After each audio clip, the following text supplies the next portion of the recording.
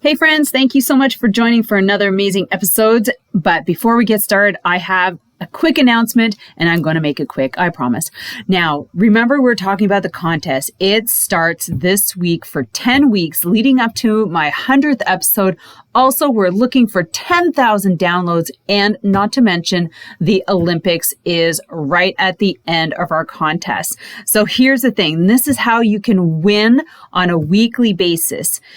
What I'm asking is everybody to go subscribe, give us a 5-star, give us a review, screenshot me and tag me on Instagram at Sylvie_cyclist, and you will go in to win that week. I will be going on live. Well, I'll be making the announcement Friday on my coaching episode as to who wins the prize. So please share this with your friends. Go in and put a great comment and put your notifications on. You don't want to miss out your opportunity to win. And I'm going to have an overall prize for everybody who subscribes from now until the end of the contest. Thanks a lot, guys. And I so appreciate you. Have an amazing day and enjoy the episode. All right, everybody. Thank you so much for coming out and listening to another episode of our Secrets from the Saddle podcast with your host, Sylvie Dow.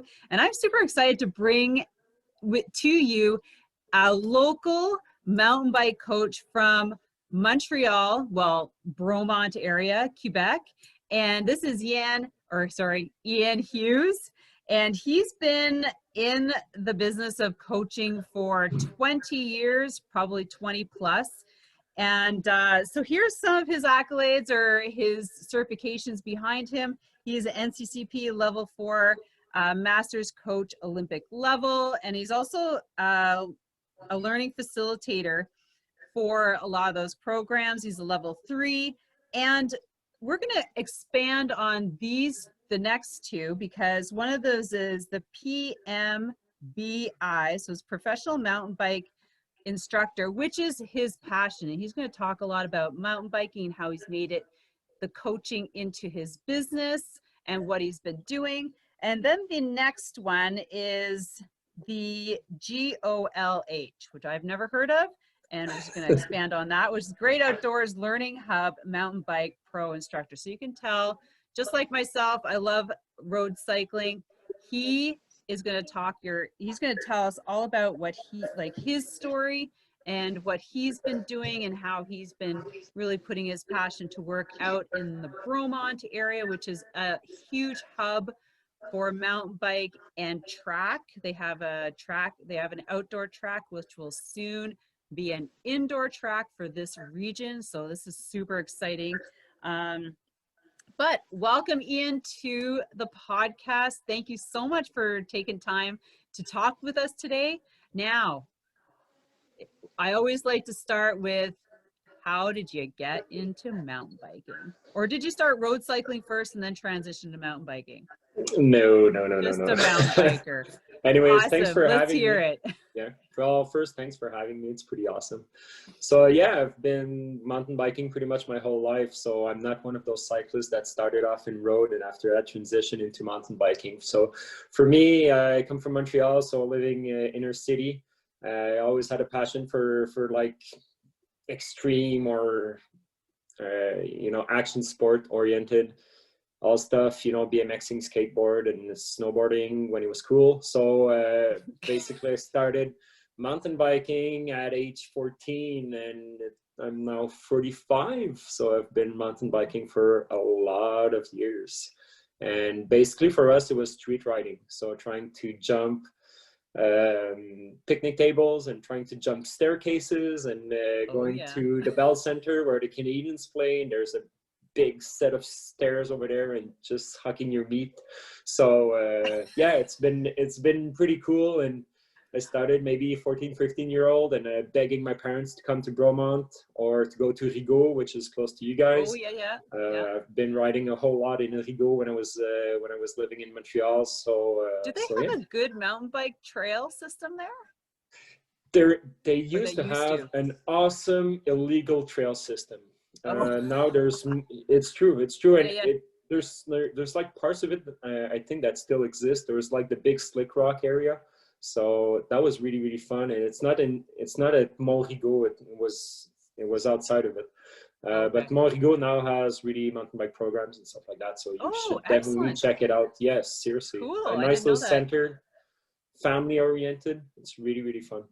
Nice. That's a good that's good to know, because I know that there's more areas from Ottawa, where I am, where people are going and mountain biking like outside the city towards that area. Mont Sainte-Marie is awesome. Oh, Mont Sainte-Marie is a big one. Really cool place. They've done a lot of work. Incredible. Yeah. Bigger, intermediate, very advanced as well. So there's some for everybody. And Camp Fortune is the OG. They've been around forever. Really technical trails. Really fun trails. They are. Yeah. For downhillers too, they've got a good system, because they got the ski lifts that they use. Exactly. So tell us, bring us into so you got into mountain biking like as a kid. Now, how did it bring you to where you are now? Well, I raced a little bit, but it wasn't about racing. It was more about, like self-expression and, riding trails and riding fast and doing tricks and jumps and stuff like that. So I've been in it for pretty much my whole life. As I said, started at 14. And when you go back, it was like late 80s, early 90s. So bikes were really not what they are right now. So you had really, really sketchy bikes, dangerous bikes. And mountain biking was kind of finding its way, So there was the big heydays of the 90s, and after that it died down a little bit, and now we're really booming as well. So yeah, I've pretty much seen the development of mountain biking for the last 30 years. So that was really, really incredible to see. But nearly played pro.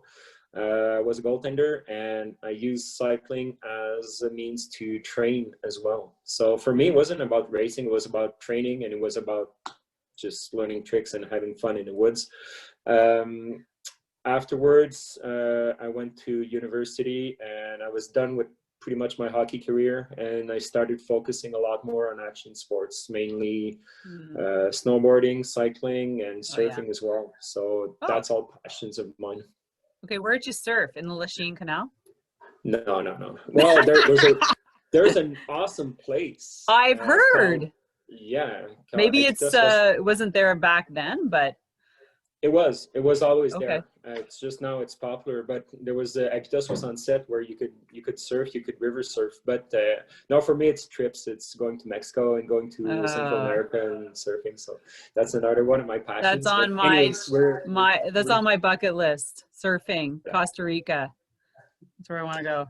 Baja California. It's pretty much awesome. Anyways, not cycling related. So uni, and after that started at a club level. So I started late 90s at a club level. So it was the local club here in Bromont, and afterwards transitioned into the National Cycling Center. I was the first head coach of the National Cycling Center in Bromont in 2001.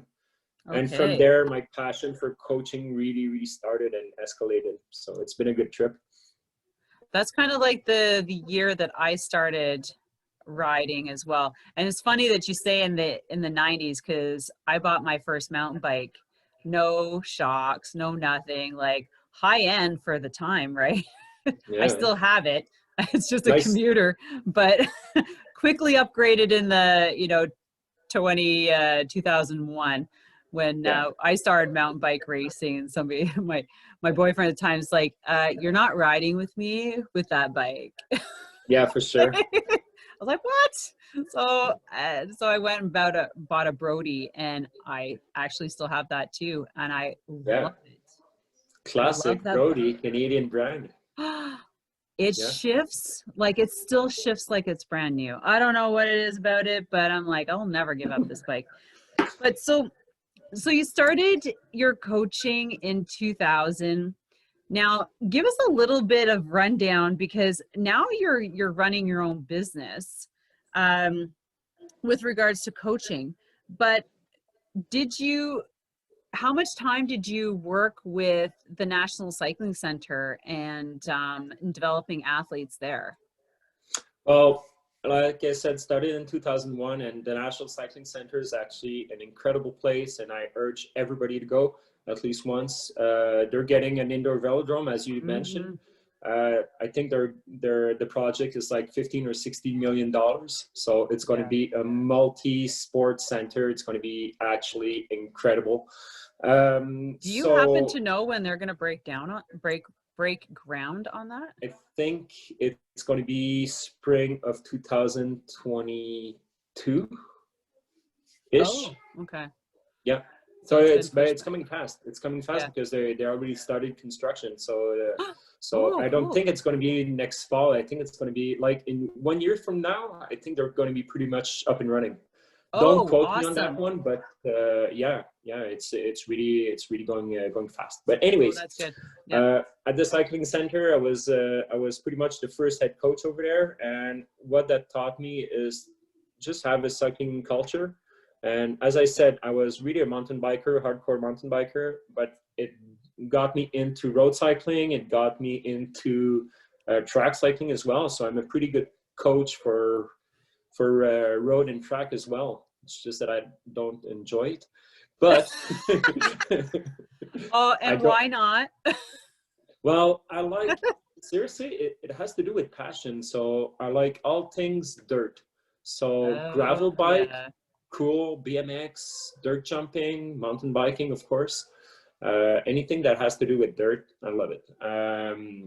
It's just a question of passion. So I wasn't big into road. I've done a lot, but it wasn't my strong suit. So you just pick something that moves you and go for it. So that's pretty much sure. it. Anyways, with the National Cycling Center, that's when and quickly it went to Team Canada. So I started my first international projects in 2004. And for me, my passion was always gravity. So it was always downhilling, enduro, dirt jumping as well. So all those kind of outsider sports, non-Olympic sports. Yeah. But quickly I found a full-time job coaching cross country because it's the Olympic sport and everything, and I could get a full-time job. But I always tried to bring that side of me into coaching cross country. So for me, the biggest goal was skill-based. So I wanted the kids that I was coaching to be really excellent drivers, really excellent mountain bikers. And I was doing intervals and training peaks and all that kind of stuff, but it was never something that moved me. Yeah, it was always like the human interaction, coaching in the field. So that's always something that moved me. And now with my business, that's exactly what I'm doing. So that passion of coaching technical skills was with me since the early days. And now that I have a business, it gives me the great gift of doing whatever the hell I want. And entrepreneur. And I love coaching mountain bikes, and I love coaching technical skills, and I don't have to do, I think I still have my Training Peaks account open, but I haven't used it in 2 years. And that was never something that I liked, being on a computer and saying, okay, you need to do 3 times 4 times 5 minutes of, I hated it completely. I hated it. I was good at it. I was okay. It was part of the job, but it was never something that moved me. But going on a field with a coach, with an athlete, and figure out ways to be faster, that was fun. That was incredibly moving for me. I think I can't agree with you more. There is a place for those training programs, maybe like right now.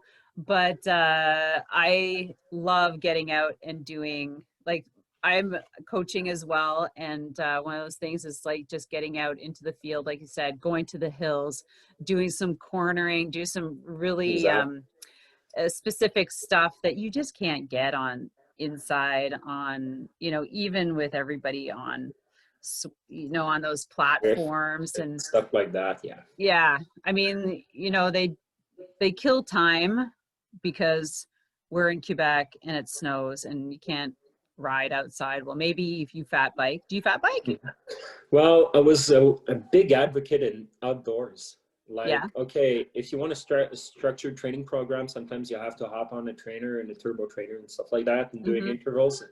But there's so much that winter has to offer. Oh, You know, yeah. walking, jogging, snowshoeing. For me, my Hiking. passions is backcountry skiing and now fat biking. Okay, I have to come full disclosure. So Okay, let's hear about it. I want to hear what you think about fat biking. So yeah. So people are going to throw me rocks. Okay, Don't just hear worry, me out. I'll tell you how I feel about it. Okay.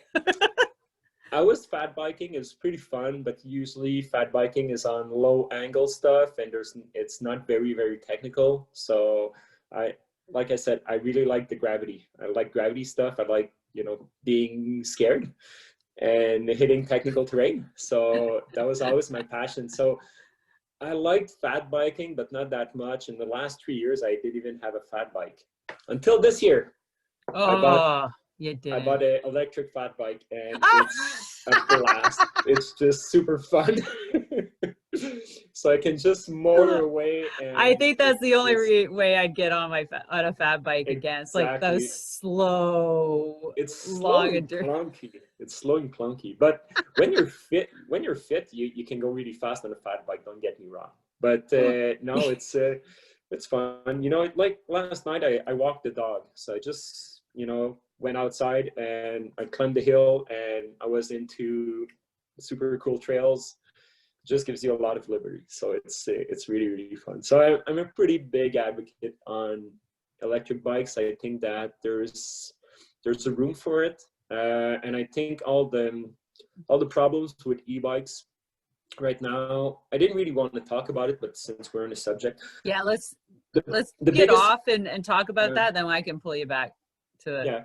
But I guess the biggest problem with e-bikes is it's always like a user problem and not like the e-bikes per se. Like I've been cycling my whole life. I have a strong cycling culture. I know what it is to climb a small bike, a pedal bike. And when I go on an e-bike, I'm just not a jerk. I know how to use it. And I know like the unwritten rules of cycling. And I think people that have gripes on e-bikes, oftentimes they had a bad experience with somebody that didn't know any better.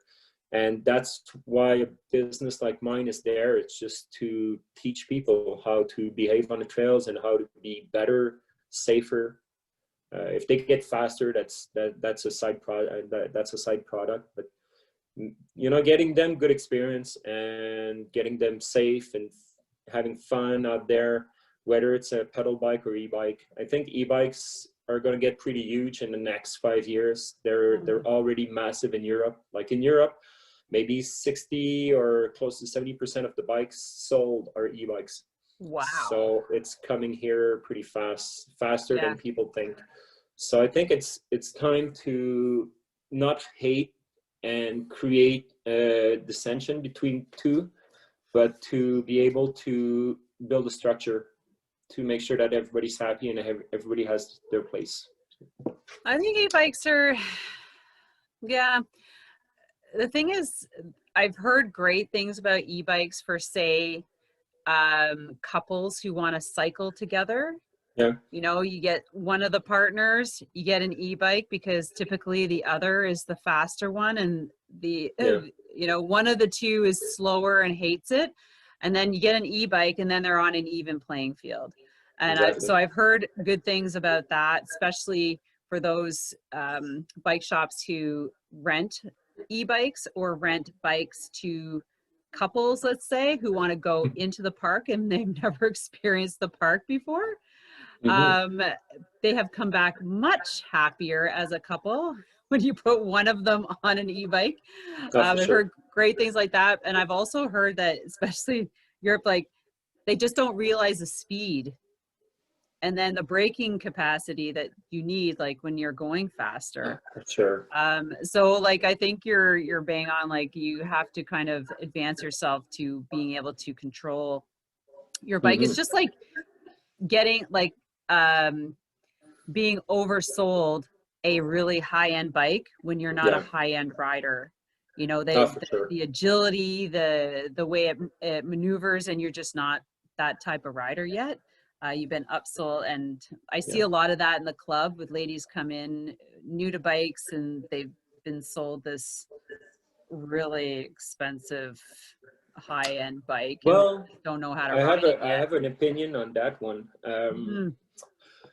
When you're beginning into the sport, you shouldn't be sold anything. So that's just marketing and it's I stickers on agree. bikes. However,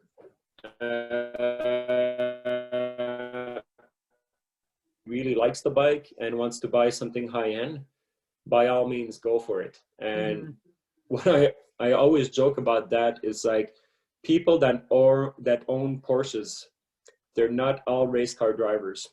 So you're Yeah. allowed to have something that's really nice as well. And I see a lot of, anyways, I I think see that's a why lot they of give hate as you well. learn how to ride your Porsche or drive Yeah, your well, Porsche that's course awesome. before Yeah, you yeah. leave the parking lot. Well, you know what? That's what we need in cycling. So we Yeah. need more initiatives like that. Just okay, here's a super nice spanky bike. Mhm. Just let's learn how to use it. But I see a lot of hate again with people saying, "Oh, you don't deserve this bike." But Oh. it's just stupid, you know. If you want to buy a $5,000 bike, even if it's your first one, by all means go for it. Do Yeah. you need a $5,000 bike? No. Mhm. That's marketing, pushing Yeah. stuff, pushing an agenda. Just buy a nice bike, and if Mhm. you have the money and you're passionate about it, buy a $10,000 bike. Yeah. Good for you. I Ride the think crap out of it and have fun. I think this day and age, that's all that's left is the $10,000 bikes. But so let's go into Yeah. how your season was last year and how you kind of really had to pivot your business, because now you've got your own company and you have your mountain bike camp. So talk a little bit about your mountain bike camps, and then like just getting into the year last year, because everything Mhm. shut down in March, which is like basically your planning time, right? You're taking registrations and things like that. So how did it work for you? Well, as I mentioned, I was with the national team for about 10 or 12 years. Mm-hmm. And that gave me a lot of time, a lot of free time. I had the luxury of having free time to start a business as well. Oh, So, okay. and like I said, you know, I really enjoyed technical coaching. And when I started my business, it was about 10 years ago. And there was a lot of people that were just getting into bikes as well. And people that have been riding bikes a whole lot, but they didn't have any skills. And Mm-hmm. 10 years ago, it was either you had spandex and you were riding cross country, or you had a downhill bike. Now the bikes are getting, you know, better and better, and so there's not two camps. But when I started 10 years ago, it was mostly like people getting into bikes and people that, you know, old school cross country racers and Mm-hmm. riders that wanted to have better skills. Now my business has grown. My focus point again is coaching technical skills and giving people experience. So I pretty much have two products. It's group lessons or individual lessons. Okay. And right now, as of now, I have about 20 coaches working for Ooh, my platform. So that's awesome. So a big uh, a big passion of mine was always coaching coaches, certifying great. coaches, and, you know, Mm, getting people to get better at their coaching skills, yeah. being communication or how to teach and all the pedagogy around it. So right now I get to have a business where I'm able to employ a lot of great coaches, and I'm very fortunate about it. In the Ottawa region right now, I have 3 coaches that are incredible.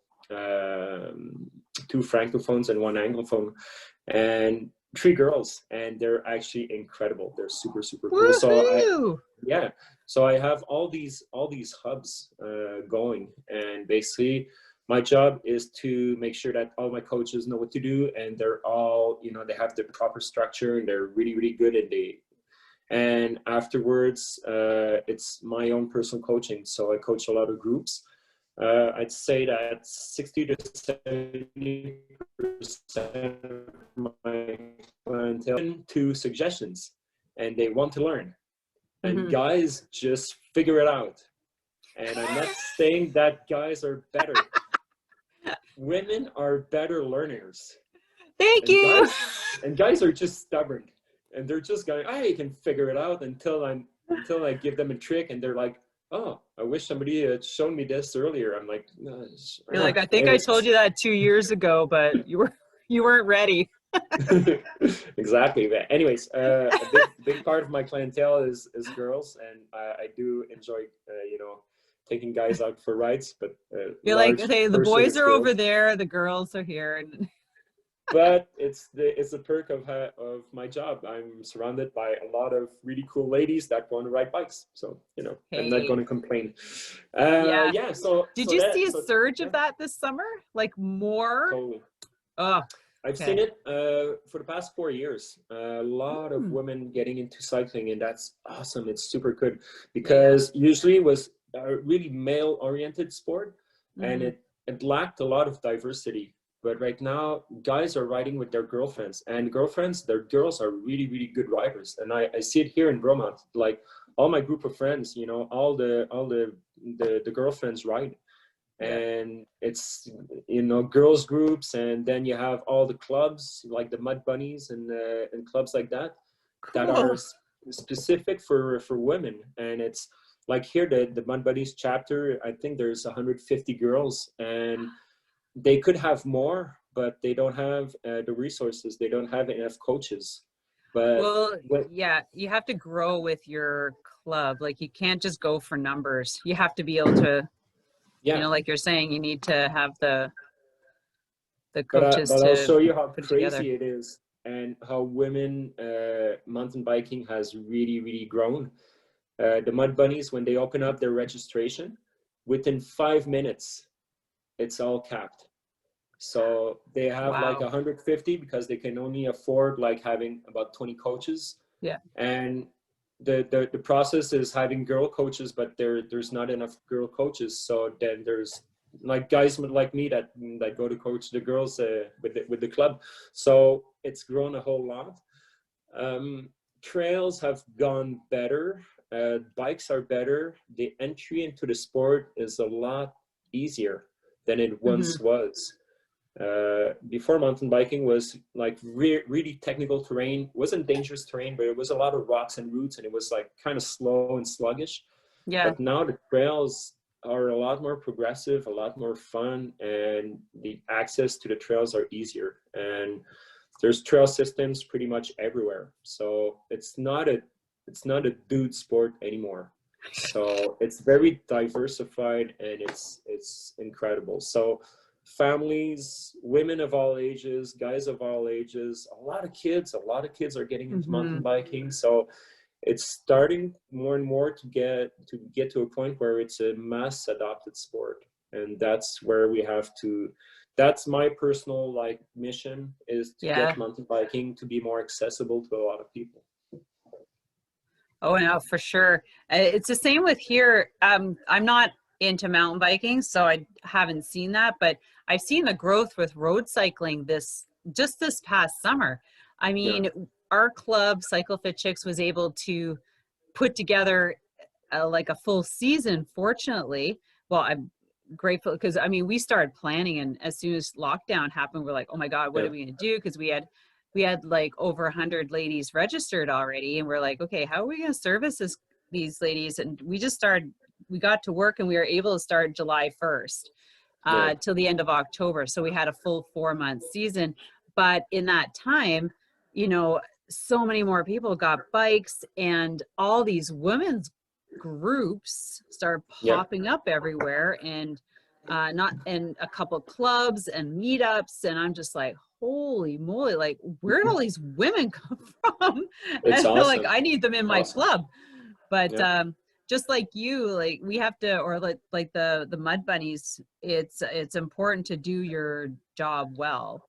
Exactly. and not Exactly. to grow just for the numbers. Like Oh yeah. coaches, like for us as group ride leaders, right? How we need X number of leaders to have all the group rides that we want for the different levels, and it's just like, and making sure we have ladies moving up in the ranks. But Exactly. developing coaches is a very key point, and that's something that we need to do more of for sure. Exactly. But you asked me how my season went. It's with COVID and all that, and it's pretty. We had a great opportunity, and I always see the bright things of the bright side of things. Yeah. With not being able to work, I started coaching in June, and I couldn't do group lessons. I could only do private lessons. So Yeah. that gave me a lot of time to work on the structure and making sure that we have better process, and just dealing with COVID, and make me think like, okay, what we took for granted we can't do anymore. So for example, I couldn't take a client's bike and start working on it. So I had to teach a whole lot. I had to change the way I function. So that was a great opportunity. And the second opportunity, what I saw is, like, I'm talking to a lot of those regions and a lot of those trailheads or associations and whatnot. And it's a perfect storm for anything that has to do with the outdoors. So whether it's camping or hiking or whatever, okay, exponential growth. So the fact that the borders were closed, and the fact that people had to change and adapt. So you couldn't go to the movie theater anymore, or you can't, like you couldn't go really to, shop in Walmart and all those things. So what happened is people turned into the outdoors, and that was awesome. That was a great opportunity for us. And now we have, we have a good problem that there's a lot of people and there's a lot of newbies, and that puts a lot of pressure on the trail system. But I think it just brought a lot of people together into the outdoors and enjoying sports. So I think that's incredible, and I think we're going to have 2021. That's exactly the same thing. If the borders stay closed and if we still have regulations, I think it's awesome for people to enjoy the outdoors, and that's great. Great opportunity. I love that, because it does give a lot of other people like the chance to actually do something different. Like, oof, have you ever camped before? No. Well, here's your opportunity, because really there's nothing else to do. And I was just looking on the news, and they're just saying how all the winter sports equipment have been flying off the shelves. And here in the NCC, they sold 4,000 more tickets to go into the park. 4,000. It's incredible. I don't even know what the final total was, but that's 4,000 more tickets that they've ever sold. I was one of them. I live in the park, but the girls were going to go cross country skiing. I have cross country, so I'm like, okay, I'll buy a ticket this year. I haven't used it yet because there's not much snow. And then there, like people can't come over, and anyways, but it's just phenomenal.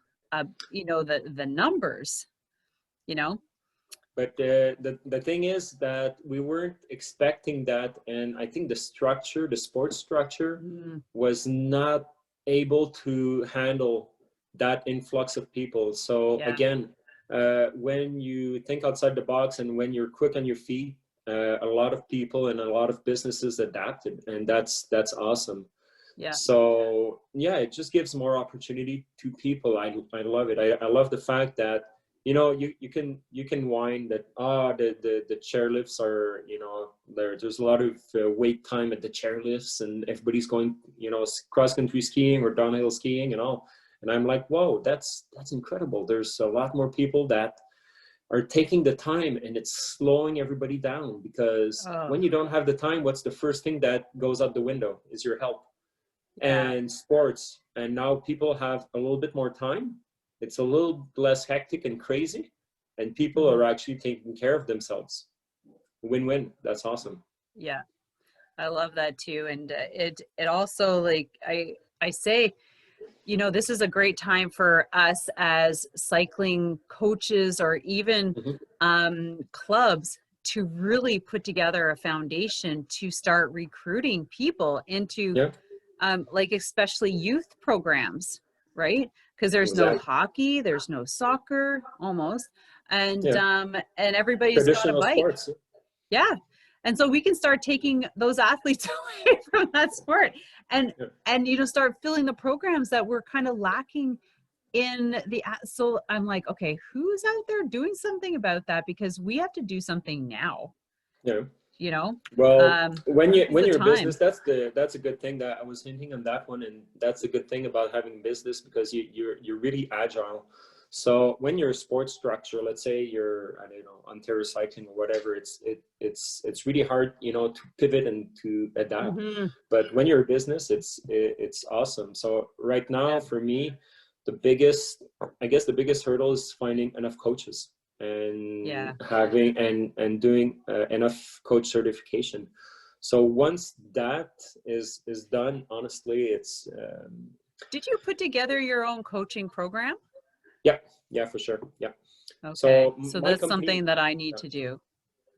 So my company, Bike Skills, basically what we did is that we put together a structure, and we, more than just a website where people can go and book their coaches and all that. Basically what we're doing is we're creating a structure where we're kind of speaking the same language, and we do things the same way. And the biggest things for me, honestly, it's always risk management. So making sure that everybody has a positive experience, and that if you're taking like 500 clients a year, well, there's 500 happy customers that are really hooked on cycling and that had a good experience and that didn't crash while they were with you. And after that, in their, no, it's true. Well, yeah, no, I know. Can happen. Like, for instance, if you tell me, hey, I want to learn how to jump, well, you could crash, okay? Yeah. But you start in that little bump over there and then we'll progress. But I think it's making people safer out there in their personal practice.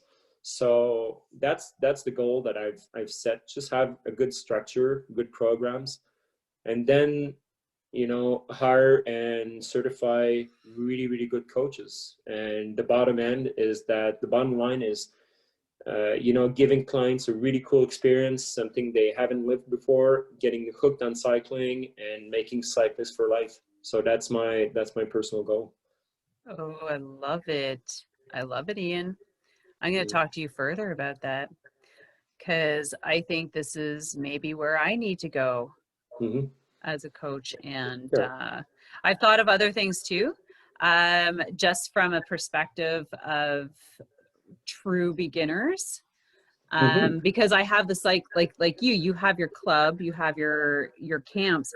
So I have the means to take people from beginners, and we're creating a back end for like super fast. I don't even know what to call them. They're beyond advanced. But there's definitely that need to have, because I'm like a coach. I don't have more than me. I have a couple other girls who I started racing with, that I pulled in to help coach with me. But there's definitely, like you saying, a need to, you know, recruit and build more coaches. Exactly. I love the fact that you put together something. But what's fun is that I'm transcending a little bit like the racing structure. For me, racing doesn't matter much or even at all. So for me, it's the skills. It's all user experience. Yeah, exactly.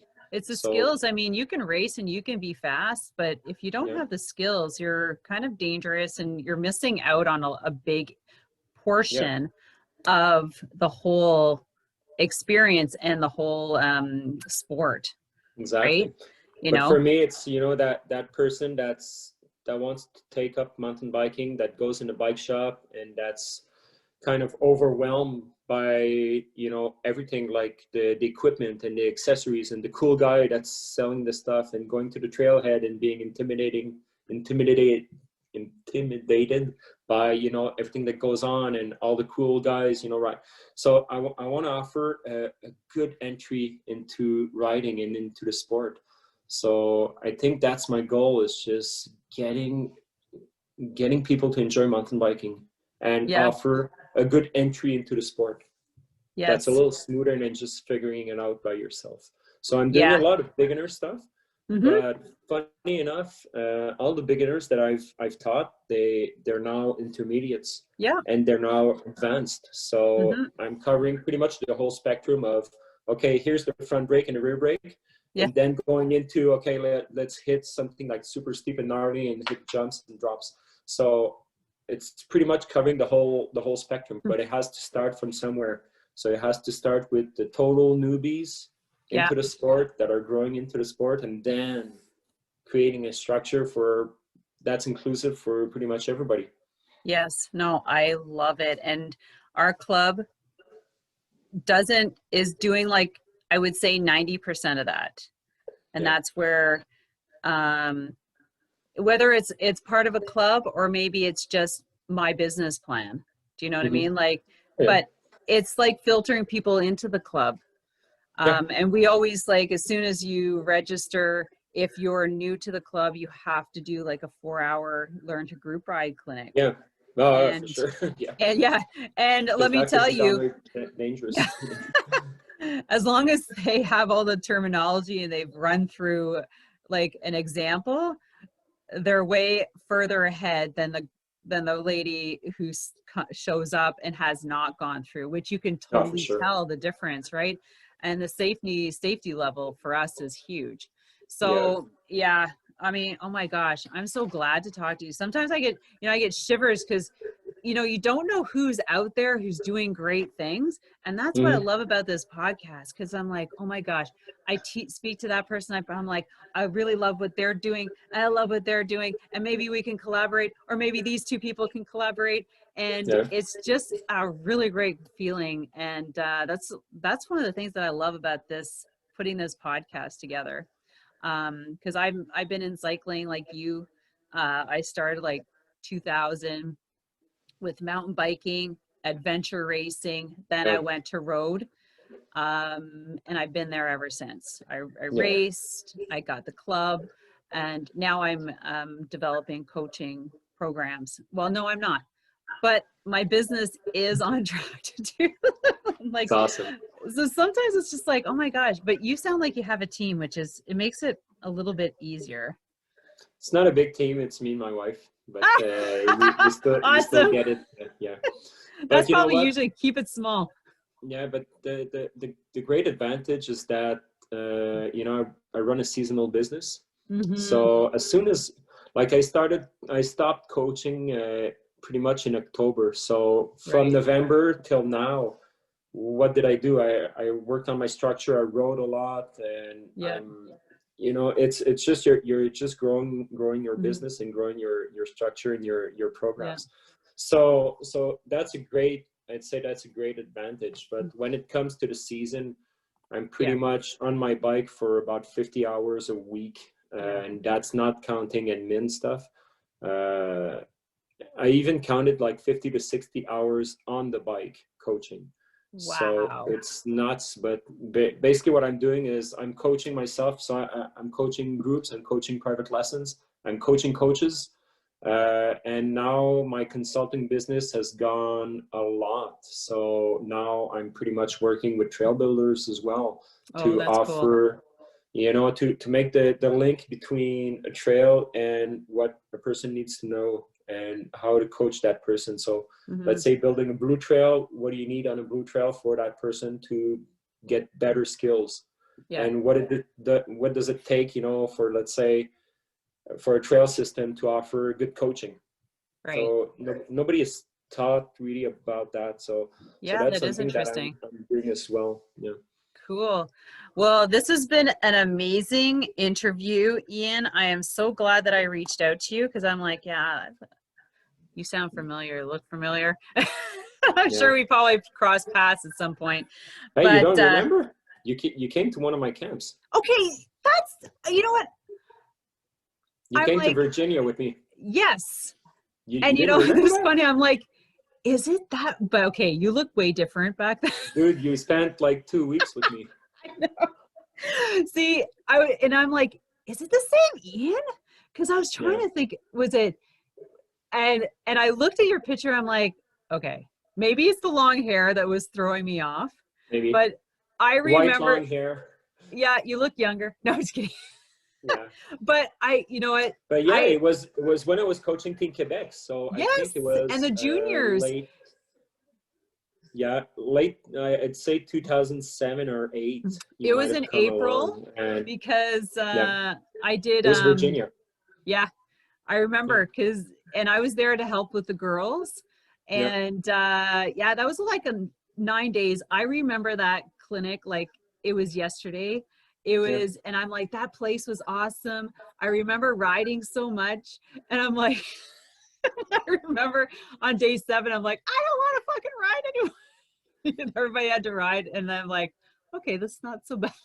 No, Oh my it's God. fun, but Yeah, it's actually a cool experience because it's one of my buddies, Mark, that has that place in Virginia, and he oh, offers is it training really? camps.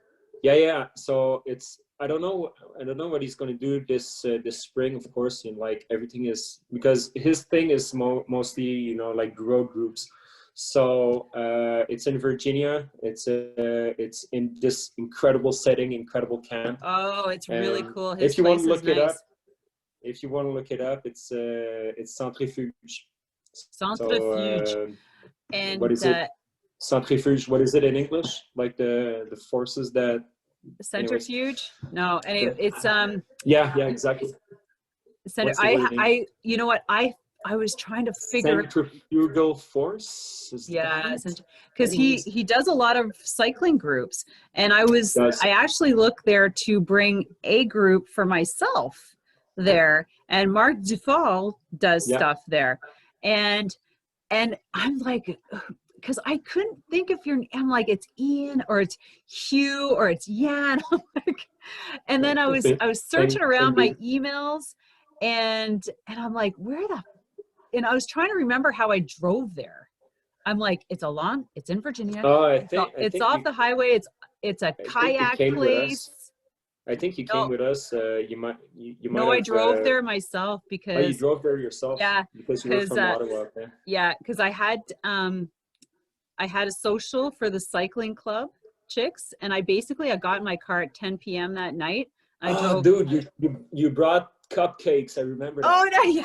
Yeah, I brought I do leftover remember that. cupcakes from the. Yeah, I have a pretty good memory. So Yeah, you did bring cupcakes. I yeah, remember. I'm like, here. And I Here's the resisted. I coach. didn't eat one. Cupcake. Yeah, I didn't even eat one. I resisted. Good. Oh, That's good for you. Oh my gosh. And yeah, that clinic was awesome. And oh my gosh. Okay. So geez, I'm just gonna kick myself in the ass for not picking up on this. Cause I'm like, is it him? Yeah, And same I just guy, like, same yeah, dude. I gotta shave the hair. Oh, that's good. But Mountain yeah, bike you dude. were into mountain biking. I think you switched to mountain biking after that, because that was, or were No, they that that was a mountain bike no, junior team, that right? was so we're doing a road camp April just to get the legs going, and after Yeah, that transitioning into mountain get bikes the legs in May. going. I think you Yeah, did more than exactly. that to the kids. And then Yeah, one of the little girls, is it Frederica? Frédéric Trudel. Which one? Frédéric Trudel, a Yes, small blonde hair. Frederica Trudel. She went on, did some great races. Well, girls that you saw at this camp, one of them actually turned out incredibly well. Andréane Lantier-Nadeau. Now she's part of the Rocky Mountain race team for enduro. So she was in a program for cross-country mountain biking, and now she switched over to the gravity side of things, and she's killing it. She got Wow. third Okay, what's her place name again? last. Andréane? Andréane Lantier-Nadeau. So if you just Google ALN, so that it's Nadeau? ALN. So she's ranked number 3 in the world in enduro. Wow. And no, we had some incredible athletes. Adrien Pichette that had a great career. Frédéric Yeah, Fidel, that was you had national some great champion. kids there. I mean, Yeah, I'm telling you. exactly. Oh And my guys, gosh. I'm like gonna you had kick two myself for. Olympians. Yeah, you had two Olympians. You had Leon Bouchard, who's I think the best ranked male cross country athlete maybe even in North America. IAN And Bouchard? Leander, Leander. yeah, Leander. and you had Raphaël Gagné as well. So you had incredible athletes just in that crop in late 2000s.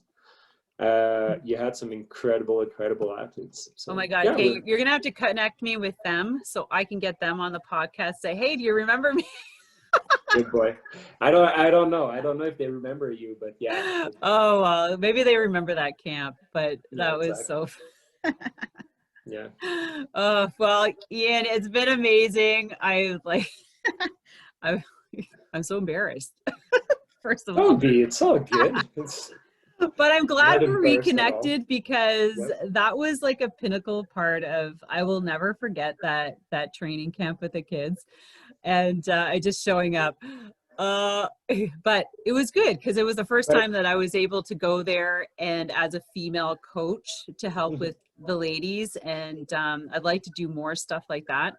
But anyways, that's the thing. You know what? Like maybe that camp inspired you in a small way to just be better and have a bigger club and better coaching practices and more inspiration. So that's what it's all about for me. It's just inspiring not only participants but inspiring coaches as well. And just I remember watching stuff. those kids, and I remember you guys did a 3 kilometer test, and you took lactate testing after that. Who is that? Who was that? Claude Lajoie. Claude Lajoie. Shout out to Claude. Yeah. Claude Lajoie. So that's way back when. And yeah, Claude Lajoie. Look him up, man. He's awesome. He's one of my favorite yeah, like human he was beings. totally into doing all the testing and the data, and he was working in a lab, I think. In Trois-Rivières. Yeah, for the university, and he was collecting. He still does. He still does. So he'd be good to be on here too. Yeah, okay. He's an incredible teacher, and he runs the lab over there. He's really awesome. So that touches a nice point where it was really, really fun times because, you know, mountain biking was at a point where it was still growing. It was still trying to figure it out. And what year was that? That was my best years when. So that was 2008 or 9, maybe 2010. Right. So in that area, but it was fun because, you know, you could discover and you can try things and fail and have fun. I guess when I started working with the national team, that's where stuff started getting boring and very, very sectorized. And, you know, you shouldn't do this. You should do this. You shouldn't do that. And it was honestly like the Quebec team years. I was there from 2004 to 2011. I think that's where I lost contact with you. By far the best coaching years. Yeah, because I thought I lost touch with you. Was probably after. Exactly. Yeah. But yeah, good years. It was fun. it was a lot of fun. Oh my God. Kids and all that. Yeah. All right. And so we have to bring this. For sure, we have to bring this to an end because we've gone way over. But if anybody, everybody, go check out Ian's page is bikeskills.ca. You're in the Montreal area, the Bromont, Saints of all over the place. All over the place. You can just go. Anybody can go there. Even New Brunswick. Shout out to New Brunswick. All right, shout out to Brunswick. So nationally, you guys can come down and take in his camp. But I'm also going to get shout out to my camp. Well, I don't have a camp, but I have an online cycling skills program, 4 weeks and 8 weeks. And this is where you can come and learn the fundamental skills for road cycling. So you go to cyclingskillspro.com. That's for me. and you go bikeskills.ca for Ian. So if you And want to get dirty, come to Bike Skills. yeah, And if you want to stay clean and on the road, talk to me. there you Talk go. about pedal form, downhill, Yeah. climbing hills. But you know what? If you're a mountain biker, and I started mountain biking is excellent for transitioning to road and for skills. Oh boy. I had to throw that in there before we leave. It's yeah, right now I'd say it's two different worlds. Well, it is two different worlds, Two but I can planets. say without a doubt that my mountain bike skills help me immensely on the road. Like the no fear, the quick changing of gears. Okay, this is a whole different topic. So we'll just have to bring it to end. Thank you very much, everybody. And thank you so much to our guest, Ian. And thank God I made the connection. Or sorry, Ian maybe realized about the connection. So good on you. But anyways, yeah, thanks. I knew who I was talking to. But see how much I remembered about that camp? I remember the food. As soon as you reached out, I was going, oh, cupcakes. Cupcakes. They were good. Those were catered, by the way. I just took everything that was left from that party. So don't forget to subscribe to the podcast, because you're going to see so many amazing people on here from all kinds of levels and areas of cycling, mountain biking.